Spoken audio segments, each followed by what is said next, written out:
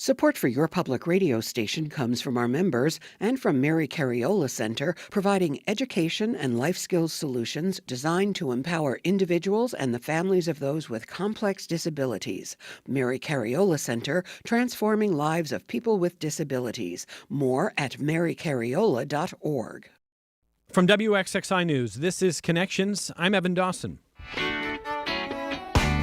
Our connection this hour could be made on Sunday. There's been a lot of talk about one of the most popular social media apps going dark in the United States. You might have been hearing about the TikTok ban. 170 million Americans use TikTok. And for the moment, TikTok has been preparing to shut U.S. operations of its app on Sunday when a federal ban was set to take effect. That at least was the introduction I wrote 12 hours ago, but things are moving fast. Here's NBC News this morning. Quote, President Joe Biden's administration is considering ways to keep TikTok available in the United States if a ban that's scheduled to go into effect Sunday proceeds, according to three people familiar with the discussions. Americans shouldn't expect to see TikTok suddenly banned on Sunday, an administration official told NBC News, adding that officials are exploring options for how to implement the law so TikTok does not go dark on Sunday. End quote. The Biden administration and some members of Congress had raised national security concerns about TikTok. A number of federal leaders have said that TikTok is dangerous on the following grounds. TikTok is owned by a Chinese company. That company is essentially overseen by the communist Chinese government. The Chinese government would love to have access to the personal data of 170 million Americans. And if the United States ever gets into a direct confrontation with China over, say, Taiwan, TikTok could become an instant tool for propaganda if it's not already. But influential TikTokers have pushed back, saying that this ban could represent a direct threat to free speech. Ban TikTok, they say, and what's next? If the government can just raise the specter of national security and then ban speech, they warn that it won't stop with TikTok. One of the voices calling to stop a ban is a Rochesterian who has amassed a huge following. Spehar has more than 3.3 million followers on TikTok, and it is not an overstatement to say that they're one of the breakout stars of the platform. How it happened is remarkable, the kind of organic success story that wasn't possible before social media. On January 6, 2021, while the insurrection was happening in Washington, posted a roughly 12-second video on TikTok addressed to Vice President Pence. Had crawled under their desk in the neighborhood of the Arts in Rochester and urged Pence to invoke the 25th Amendment and added that if Pence did so, he could become president for 14 days. Well, the video exploded. Almost overnight, earned a reputation as someone who could distill complex news in easily digestible ways. As puts it, they do the news in a kind way from a safe space. Here's a recent example of what V's TikToks sound like if you haven't heard. Donald Trump has now named Tom Homan to be the border czar. Homan had worked in the Trump administration previously as the director of ICE. Homan was the architect of the separating families at the border policy. 1,400 children separated at the border have still not been reunited with their parents. After Tom Homan left the Trump administration, he went to work for Heritage, where he authored all the parts of Project 2025 having to do with mass deportations and immigration. He calls for a nationwide deportation machine that would allow ICE to go into places like schools, hospitals, and religious institutions to find people that they think are illegal immigrants and move them to detention camps. The private prison industry has already committed to escalating their construction projects to build these detention camps and to funding technology that would help the government track millions of people. Upon notice that Tom Homan had been named border czar, private prison stocks jumped. That's just a taste of it. I want to stress, if you already know and you follow Under the Desk News, this hour of Connections is a big deal. If you're not on TikTok, you might have no idea why this matters. My own view is that we cannot keep media separated forever. Old and new, legacy media and social media. Millions of people are getting their news from TikTok. We can ignore that, we could sneer at it, or we can understand how media is evolving. It's not my expertise, but I'm listening, and this is very much V's expertise. And now, of course, TikTok, well, I guess it could be shuttered in the United States, if not on Sunday, then in the future. The Washington Post reports that President-elect Trump is considering an executive order to keep TikTok available. Trump even urged Americans to vote for him this past November on the grounds that he could save TikTok. Trump has millions of followers of his own. His fans have used TikTok to boost both his message and his campaign. It's also possible that the U.S. Supreme Court could intervene in the TikTok case before Trump's inauguration. And Pam Bondi, Trump's pick for Attorney General, refused to commit to enforcing a TikTok ban when she was asked about it at her Senate confirmation hearing Wednesday.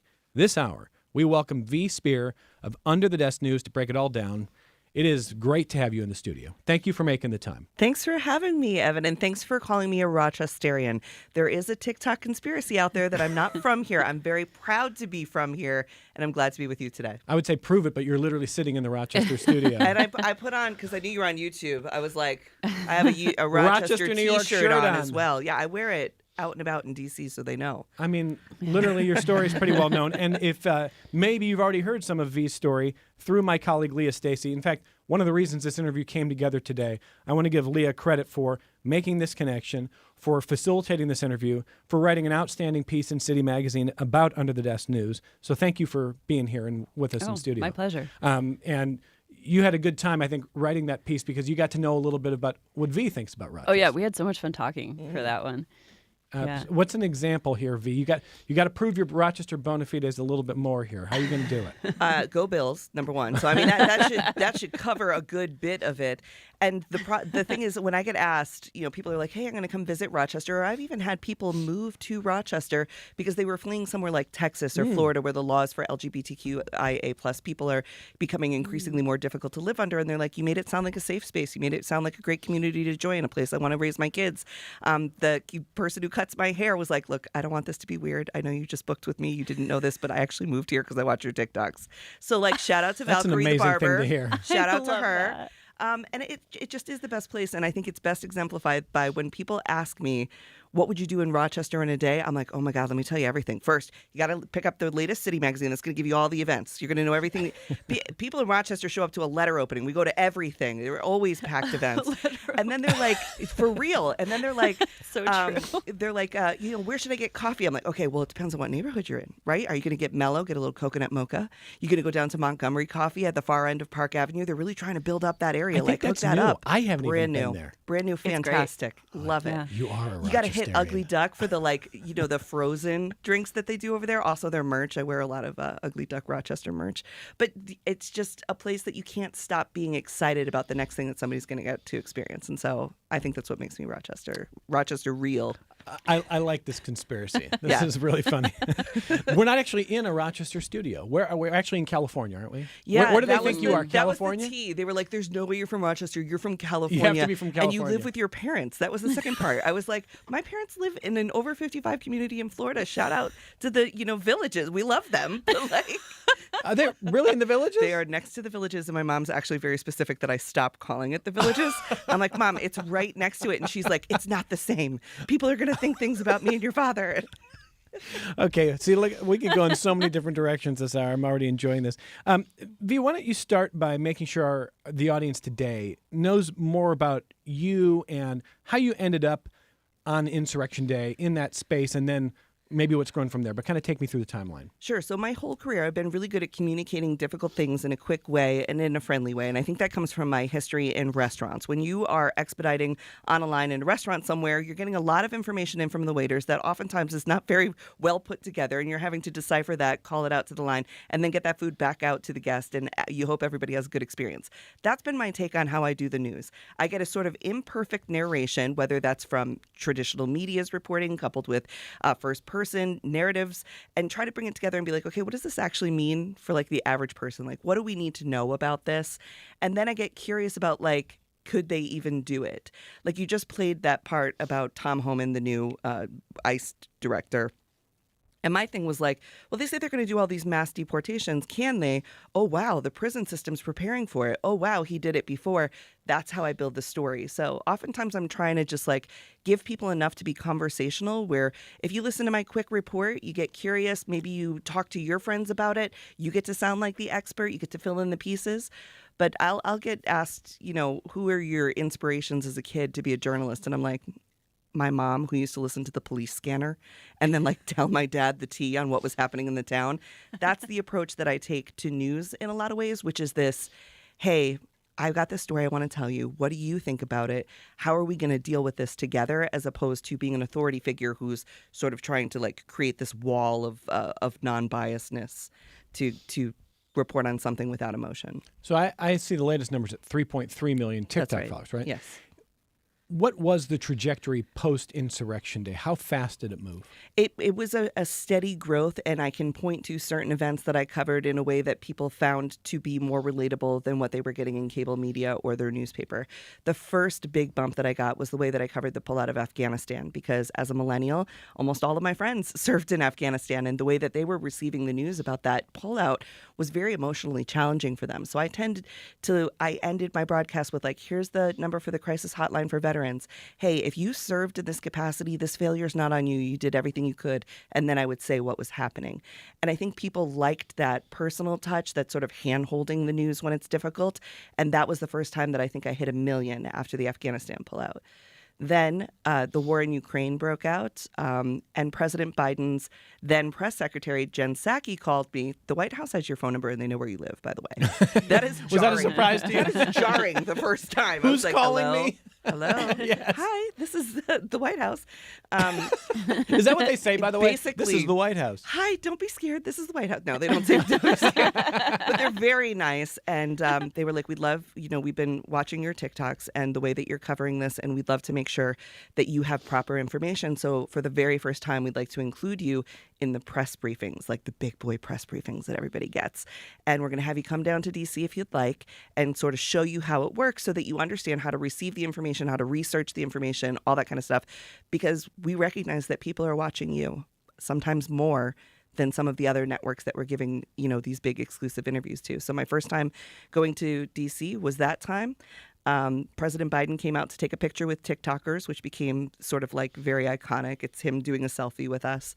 And he was asking me what I do. And I was like, well, I deliver the news from under my desk. And he was like, show me. And we went into the Oval Office, and he let me get under the desk of the Resolute desk. The Resolute and he was desk. like, That's the ultimate under the desk. Well, it was. And he was like, do you know how it works? I was like, no, I don't know how to open the Resolute desk. He's like, okay, you go under, there's a little wood tab, you push it forward, and then you'll be able to come out the front like, John F. K. Jr. did or whatever.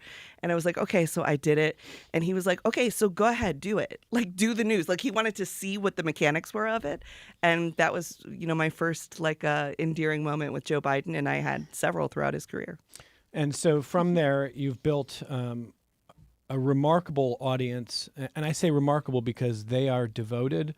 They comment a lot. They ask a lot of questions, and I see occasionally you'll follow up or explain. But why do you think this has had the staying power? Why do you think it was not? That was a viral video on January 6, 2021. Why is it so big now? I'm so dedicated to them. So the folks who follow Under the Desk call themselves the Dust Bunnies because we're under the desk together. We're all kind of like watching. And I spend more time in my DMs and in my comments than I do in actually making the video. And I think that's the power of TikTok. It isn't just I sit here as an authority and deliver information. It's a two-way street. I'm going to other people's content and cheering them on. There's been lots of folks who have come up as citizen journalists themselves because they watch me and they were like, why not me? Maybe I should talk about labor. Maybe I should talk about Boston news in 60 seconds, like these niche things. TikTok just gave people the confidence, the editing tools, and the platform to try. And I think that that's the magic of this platform. That is why we're all so trauma bonded. I mean, we all kind of came up during the pandemic together. And people trust me because I trust them and I care about them. And that's evident to them. Leah, give me a sense for you. We're kind of in these crossover generations. I'm not going to date anybody here. But Did you just call me old? No, not even a little. I think you're younger than me. You're younger than me. Timeless. Timeless. But you have your work in a lot of different worlds or a lot of different platforms. Yeah. And you have experience on a lot of different platforms, what we would call legacy and what we would certainly call new or social media, the evolving media. So why do you think, as someone who's admired V's work, why do you think this has taken off? Well, I'm also one of the Dust Bunnies because my first introduction to V was their first video. And I started following right away. Didn't know the Rochester connection for a while. I think I reposted one of your videos on Instagram, and one of my followers told me you lived here. Yeah. And I was like, no way. That's amazing. And from there, I was like, I will be interviewing them at some point. But you already touched on this. It's because it's a conversation. TikTok might be my favorite social media. And that's big because I have always been like an avid Instagram user. I think a lot of millennials are like avid Instagram users. It goes back to like the FOMO, like here's what I'm having for lunch days, right? But TikTok during the pandemic, especially being like a single person isolating, you had the trauma, you had the loneliness, and it felt like this window to the world back then. And still, it's still my comfort social media. And I have like my comfort follows, and I would say that you're one of them. And by that, I mean, these are places I go to be informed, to laugh, to feel like I'm not alone in some way. Even when things have been scary within our industry, TikTok is a place I will go to see like, hey, there are so people innovating. This is really cool. We are having conversations. I love the comment section on TikTok. That actually might be my favorite. I mean, I was watching a video last night. I was laughing so hard I was crying just because of the comments. I mean, it allows everyone to make it better, if that makes sense. Yeah. So I want to talk a little bit about what it means to be a journalist. And then what we're going to do is, if you haven't seen V's latest, TikTok is not going dark on Sunday. So says V. That's big, right? Yeah, that's the latest. I've been working really hard on that, so I'm really excited that it's not. Okay, so every second is a new moment. I though, know, Evan. that's how I feel. I'm like, I thought I was prepared. I was up at like No, 1 in the this morning is- writing this intro, and then I wake up and it's like, oh. This is a toxic relationship in which we are working out our stuff, but we are not sure if we're staying together. But right now, it looks good. So we're going to explain why, but then I'm going to have V respond to some of the support for the ban. And one of the examples recently was a column and then a conversation that New York Times columnist David French had. He is an attorney, a constitutional attorney, and a longtime conservative writer. He's in the Never Trump category, but he supports a ban. And I want V to hear some of those takes, and we'll talk about it. But before we even do that, if you're just joining us, Under the Desk News is huge. I mean, this is not like we got a big guest and we're trying to overinflate it, because if you know, you know. This is one of those classic if you know, you knows. And V. Spehar is with us from Under the Desk News. They are huge on the platform, like flat out. 3+ million followers, a really trusted voice among consistent users on a very, very popular platform. And so some of the criticism is, well, is it journalism? What do you? I'll give you an example. I got an email before the program once we were teasing this. If I can find it, and I have too many notes here. Too many notes. A lot of notes here. Thorough. Jane, Evan, your guest seems impressive as a news aggregator, but unless I'm missing something, they're not a journalist. Is your guest doing any original reporting? So I'm going to start with Jane's question, and then I want to talk about why I'm uncomfortable with some of the gatekeeping I see, and we'll talk a little bit more about that. But what would you say to Jane? So I think it's a really good question, and it speaks to the fact that folks who aren't necessarily native users of TikTok understand it as the way it's been described to them, which is like a children's dancing app or like a very silly thing. I do original reporting. I've actually been named a MediaWise ambassador by the Poynter Institute for my original reporting and ethics and truth-telling. I'm bad at bragging about myself, and I feel like I don't want to I want to be like one of the people, right? So every time I win an award, I'm like, don't tell anybody about that, right? Like, oh, okay. As far as covering the TikTok ban has gone, I am the one for original journalism when it comes to following the law. A lot of times what we have coined trad media has wanted to present it in a way of like, well, all these guys are going to have to get real jobs now. Like, that has been the story. It hasn't been the constitutionality of the law, the different moves, the way that it plays with our international tensions with China. Every time we have a little fight with China, they want to ban TikTok. And then when we're cool with China, they don't want to ban it anymore. So yes, I do original reporting.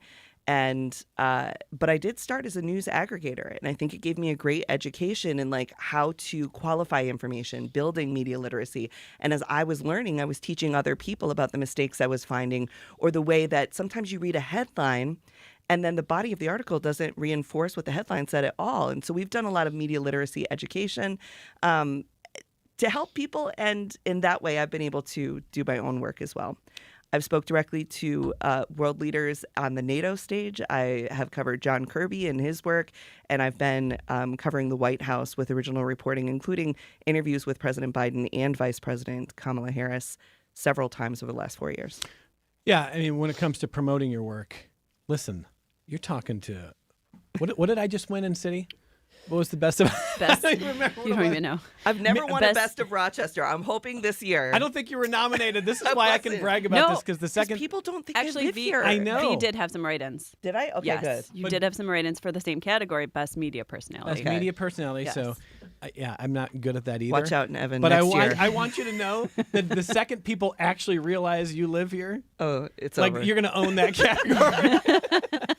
It's like Mrs. Kasha Davis' favorite drag queen because she's been on RuPaul's Drag Race. Yeah, she's going to win. Kasha I love Davis her. is here? Yeah, oh it's my God, one of I those love things. Her. I mean, Darian Lake, all the girls. Rochester's got more of those than people think. The New York Times Pitch Pod, very popular Twitter account, obviously has some Rochester ties. If you just read all of the references to the different neighborhoods, that's just an inference, but I'm just saying. This is where it's at, though. Jenna Marbles, who was the first huge YouTube We influencer, always forget about is this. also from here. Rochester. It is the birthplace of creativity and social media greatness. Okay. It's the cold weather. Move All right. here. All right. Now, Yeah, you have to be inside, so you have to like work out your creativity. You gotta figure out something to do. here's why I don't love some of the gatekeeping that gets directed at you sometimes. And I want to say, if this comes off as pandering to a guest, so be it. But I'm just going to be honest.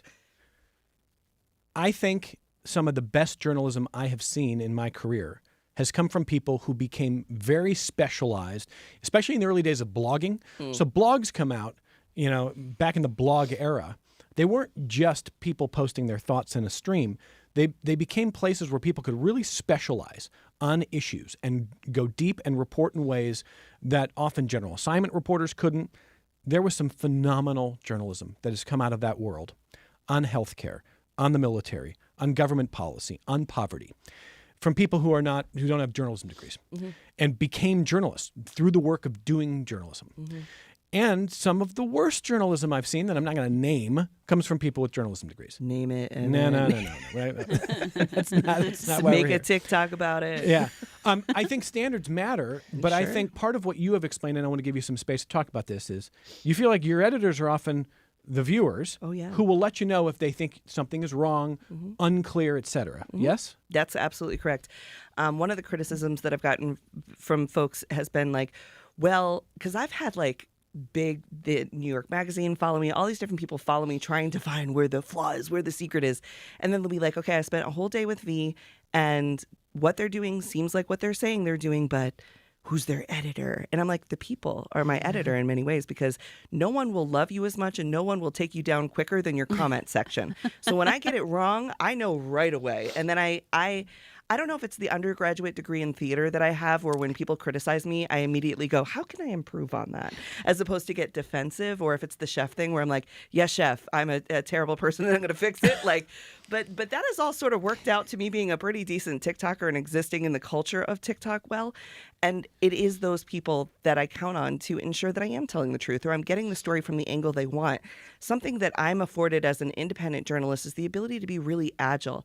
If I take a story in a certain direction and people are like, I actually don't care about that, I don't have to go through weeks of approvals to sort of rewrite it this way. I just sort of go, okay, what do you care about? Let me try and just switch over and focus on that and see what we can find out there.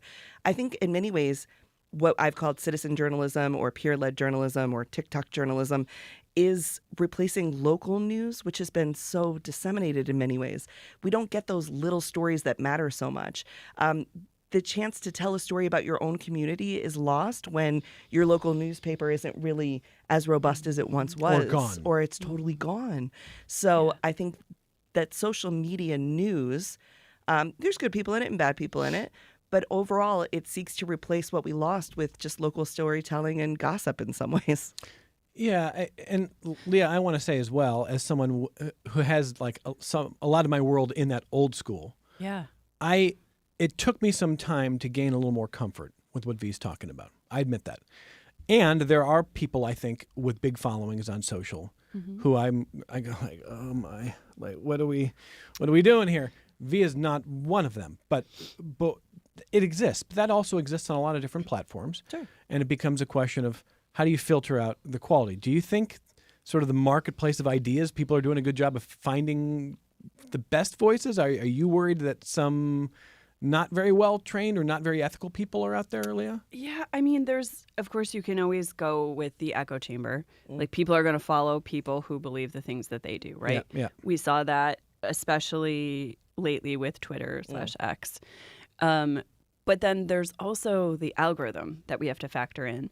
I mean, I have to believe that V came up on my For You page, my algorithm on TikTok, because TikTok was tracking other things I was interested in, journalism, news about the government, politics.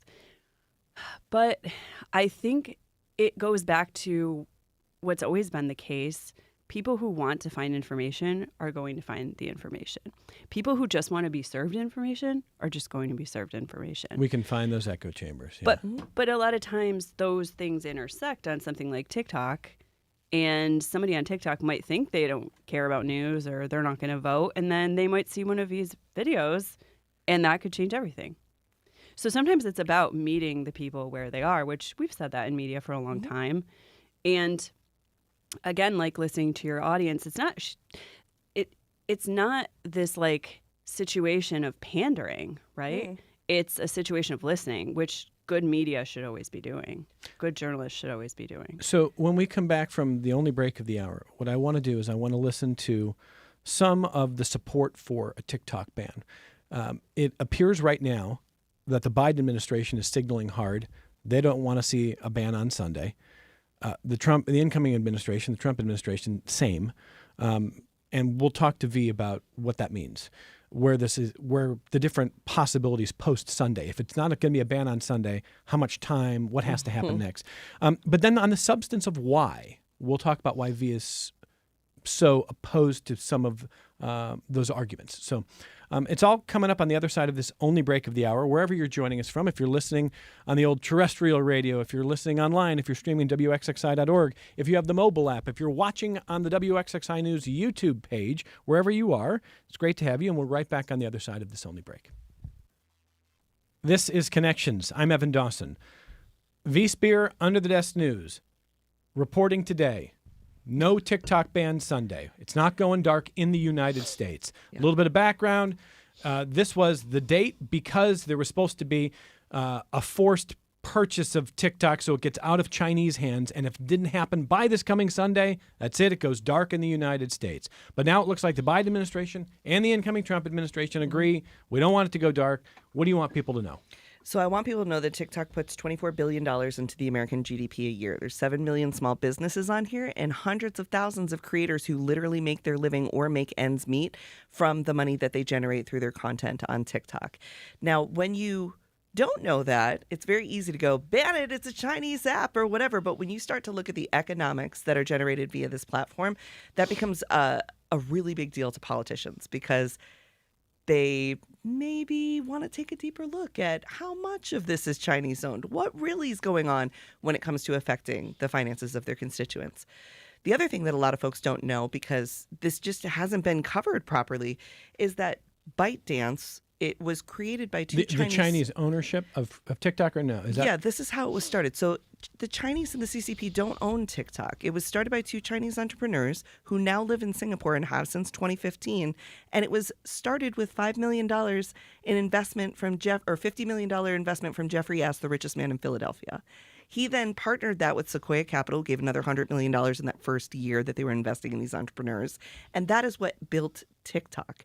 So there's a second question of, can American venture capitalists invest in Chinese technology if at some point that technology becomes successful and the government will ban it, saying, oop, national security threat? Since the inception of TikTok, there's been more Americans on the board than any other nationality. And again, the only two Chinese people that are involved in ByteDance now live in Singapore and have never had, nor do they have now, a tie to the Chinese Communist Party. TikTok is 60% owned by global investors, which also makes a sale more difficult because it's not like one little person you go to and say, hey, we'd like to buy this product. You'd have to get buy-in from all of the global investors who are like, why would we want to do that when things are running smoothly? If your issue is national security, tell us what you're scared of. And so they did. They said, we want American data to be firewalled from China. And they said, okay, cool. Because since 2017, the headquarters that runs the American version of the app has been in Santa Monica, California, and the Cayman Islands. It's never been in China. So I think this is addressing that first clip. So let's listen, because what V is saying is I think, a direct counterpoint to what you're about to hear, but I'll let V respond on the other side. This is New York Times columnist and attorney David French talking about why he does support a TikTok ban. But the reason why vests itself as fits, that's about 170 million Americans who will be immediately affected who use the TikTok app regularly. That's an awful lot of people. But the reason why, even though I am a lifelong free speech advocate, I support the ban on TikTok, this particular law, is because the issue here really isn't about the content of the speech on TikTok. Everything that's on TikTok, you could put on Instagram and it would be fine. Facebook, it would be fine. Maybe not fine from the standpoint of it being worthwhile content. There's a lot of trash on TikTok, but constitutionally fine. The issue here is control. Can we allow a social media company that the government believes to be under the direct control of the People's Republic of China to have that kind of access to American data and to the American public square? And that's the real issue in my view. Who controls TikTok is of enormous consequence. And the Chinese government does not have a constitutional right to operate in the American public square. And in fact, there's a lot of potential dangers and problems if we allow China to have that continued access. That's David French in the New York Times. What do you think, V? So I have a lot of respect for David French's reporting outside of this particular case, in which I think his bias against the platform is very evident. He says the American government believes that the Chinese government owns the app. We have proven that the Chinese government does not now, nor have they ever owned the app. When it comes to Americans' free speech and where their data is, and can China come in and create all this propaganda? No, they can't, because it's headquartered in Santa Monica, the Cayman Islands, and now Virginia. All of the data has been firewalled through this thing called Project Texas, which put all of the data servers in Texas and Virginia under the control of Oracle and American Larry Ellison. So every time people tend to report on the dangers of it, they tend to leave out the fact that they haven't done any research on what the actual structure of the building looks like. And so that's where I think his reporting sort of falls short. Well, how did we get to this point then that so many actors involved here still believe the Chinese government, if what you're saying is correct, why doesn't everybody know this and accept this? And why do you think there still needs to be a sale? So for the last 4 years, every single time I've been invited onto any traditional media news outlet to talk about TikTok, it is surrounded by the ban. And it has almost been a gleeful, what are you going to do when TikTok's not here? You'll have to go back to the regular media. Or like Mr. French says, what they post on TikTok could just be posted on Instagram or Facebook and it would be fine. I had this conversation with John Kirby, in which he also 2 years ago had this perspective of why can't you just go do it on another platform?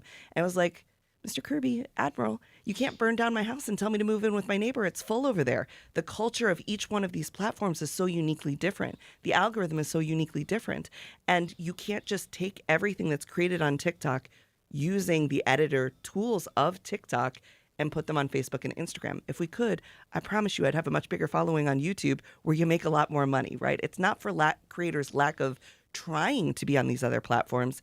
It's either that they don't have the editor tools and know how to create a dynamic video that'll perform well on a YouTube platform, or it's a saturated market, like you said earlier. People have been on Facebook, Instagram, and Reels for so many years that it's very hard to break into that. TikTok was new, which is what made it feel like the most democratized platform. Anybody could go viral. There was all this room for new creators to create new trends. So I think that all kind of plays into it. And Admiral Kirby did say to me he would go back and look at it, and on record and on video, you can find the TikTok, said that he no longer believed that a unilateral platform ban was the best way to achieve national security while protecting the economic interests of Americans. Leah, I saw you nodding. As someone who teaches media, you agree with the idea that saying, well, just get on YouTube, just get on Instagram, is not a solution here? It is not a solution. I was fervently agreeing. Yeah. Everything's different. It's almost like learning a new language and joining people who have spoken it for years and years and then trying to be like the top orator. It's not going to happen. I love the house example. That is perfect. I mean, even here, we're having all of these discussions about getting on different platforms that we haven't tried before. And anyone who is a native social media user understands everything that V just said. Mm-hmm. You have to have a different toolkit for all of these platforms. You cannot just copy paste something you create to every single platform and expect that it's going to work the same on every single platform. So, V, now let me ask you to weigh in on some of the things I've been seeing in regards to this possible ban. Sure. And then you tell me how you perceive some of that. Mm-hmm. So starting with the Supreme Court, there was a lot of talk about the U.S. Supreme Court intervening by Sunday in some direction if it was needed. And so the court hears arguments, and sometimes we do our best to infer what they might do based on the questions they're asking or even the comments that the justices are making. Everything I've seen on this particular case indicates that it looks like if you left this in the Supreme Court's hands, there would be a TikTok ban. That the comments from the justices on both ideological sides are pretty consistently anti-TikTok from what I can see. Is that a fair analysis? I think so. Okay. So when this goes back to how TikTok appeared at the Supreme Court in the first place, the law that was written, the Protecting Americans from Foreign Adversary-Owned Apps law that was written back in March and signed in April, that is now called the TikTok ban law, was never debated on the House floor or the Senate floor. It was taken and it was pushed into a humanitarian aid package that was a must-pass package that said, well, if ByteDance doesn't divest by January 19th, then they would be blacked out. And the way that it was presented, and Ed Markey has spoke to this, President Biden has spoke to this, was that there was some agreement that ByteDance could sell, that this was a fair option, that this was just like when they made them sell Grindr, and which is a different platform that was American owned, became Chinese owned, had to be resold to America. That structure did not exist. So much of the law, the way that it was explained to these non-native users, was made to seem like this wasn't a big deal and let's just get this humanitarian aid package done and we'll deal with it later. So TikTok then, when the bill passed, they sued, saying that it was infringing on First Amendment rights. TikTok had two choices in which case they would take to the Supreme Court. One was the First Amendment case, in which they had 8 creators join them and say, you are shutting down American speech. TikTok's case says we are an American company, and per Citizens United, we are people. Corporations are people, right? Thank you, Mitt Romney. And so we have speech, and we use our speech and our money to do things as Americans and as an American corporation. So they were suing on 1A. Now, the argument that I wish that they had taken, that, again, what do I know? I'm like a chef with a theater degree, but this is the one I would have done, was Ed Markey tried to prove that Congress had actually passed what's called a bill of attainder. Congress passed a law that punishes a company without evidence due process, and that is illegal, therefore making the law something they'd have to rework. They did not take that case to the Supreme Court. They instead took this First Amendment case, to which the Supreme Court's bias continues to read, why is this a big deal? Why can't they just go on other platforms? Why can't they just sell to an American? Why can't XYZ buy it? We already know that Elon Musk, Zuckerberg, and Snapchat, for some reason, are eliminated from being able to buy, if it were for sale, buy TikTok because of antitrust issues. The mess of it is the rush of it. Typically, to prepare for a Supreme Court case, you have a year. They had 3 weeks.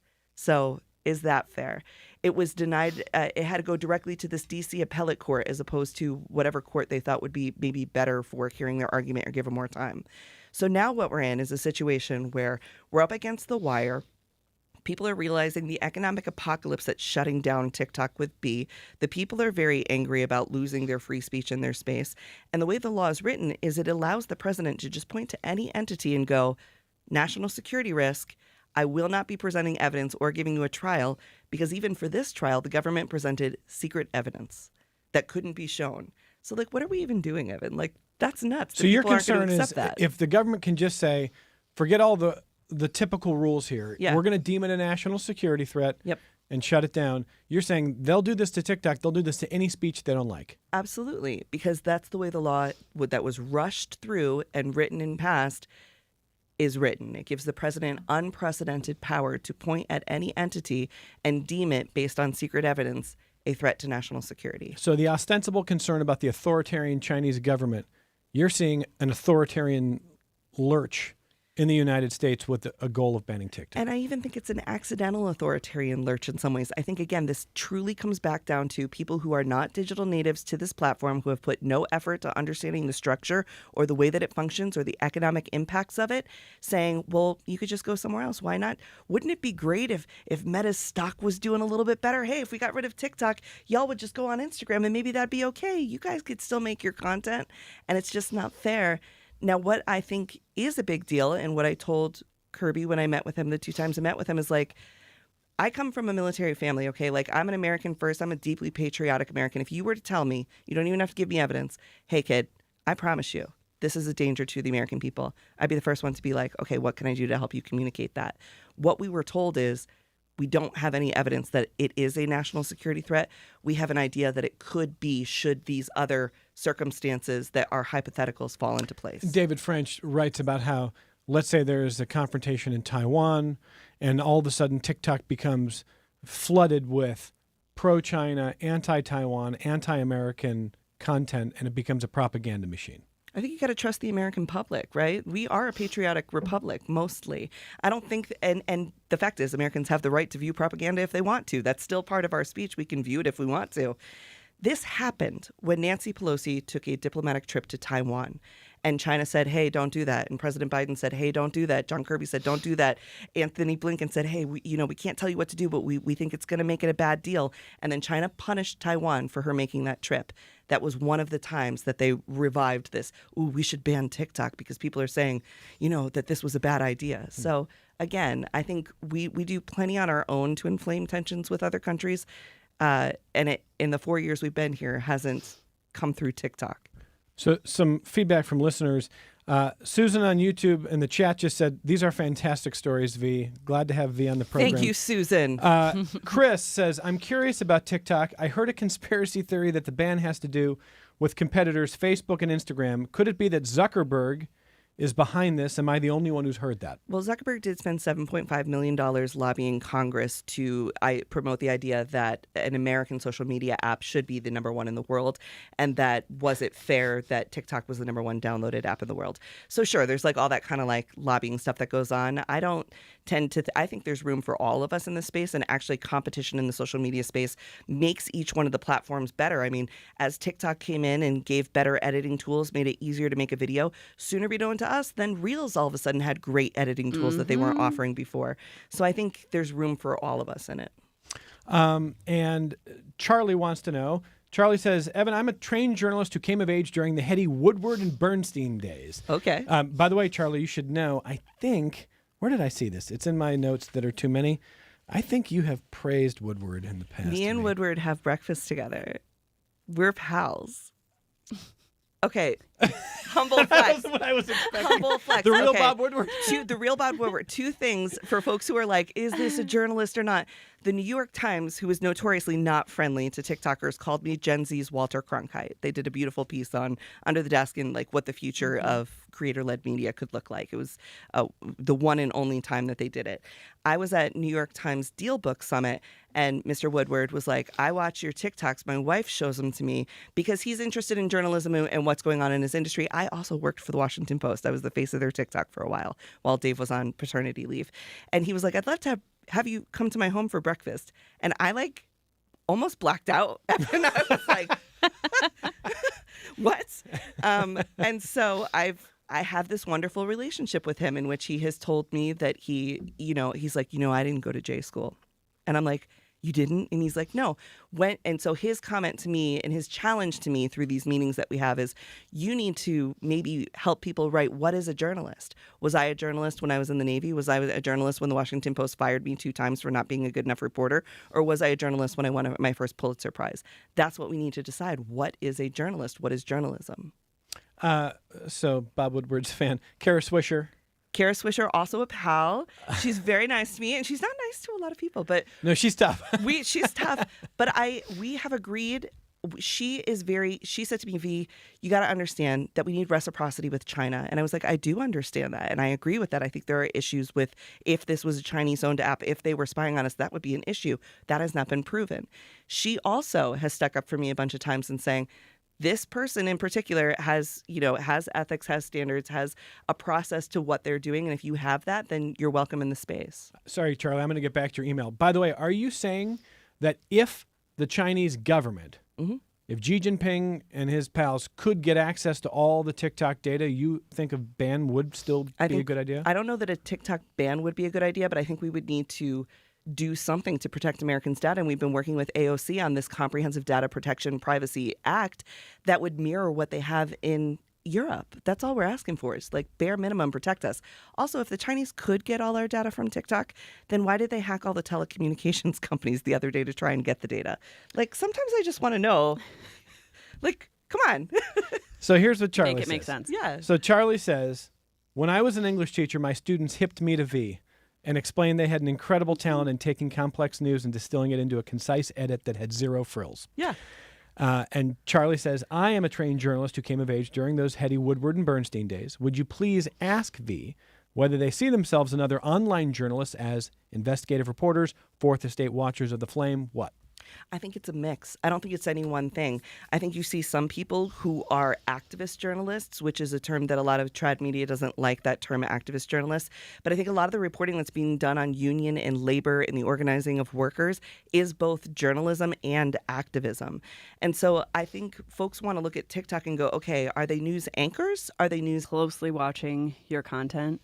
And Berto's actually not here today, but we've had a lot of conversations about this. He's our multimedia reporter. And that has been something that we have prioritized, and now, watching to see what happens with the ban. But we have content that's queued up for TikTok, and YouTube is our next one that we'll be tackling. A couple of listeners sent notes saying, really glad you had V on this hour after NPR National did them dirty. Yeah. Now, listen, I would just say V's I hope response. those were the exact words. That was Those literally were the the term. words. Yeah, I wouldn't just freelance that. NPR has posted today their response to V's criticism. And I think this is a learning experience for everybody involved here. NPR, and I haven't read the full response.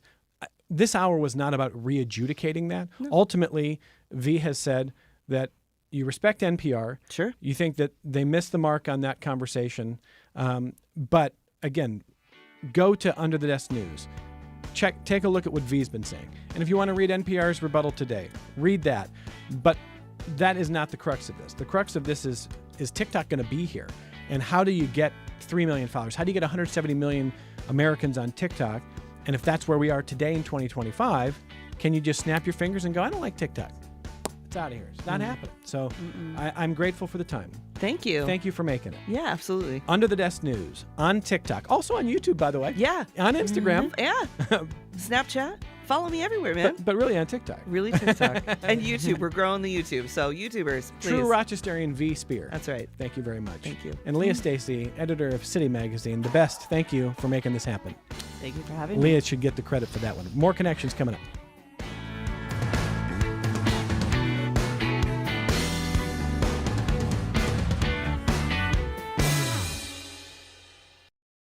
This program is a production of WXXI Public Radio. The views expressed do not necessarily represent those of this station, its staff, management, or underwriters. The broadcast is meant for the private use of our audience. Any rebroadcast or use in another medium without expressed written consent of WXXI is strictly prohibited. Connections with Evan Dawson is available as a podcast. Just click on the Connections link at WXXInews.org. Support for your public radio station comes from our members and from Bob Johnson Auto Group, proud supporter of Connections with Evan Dawson. Believing an informed public makes for a stronger community. BobJohnsonAutoGroup.com.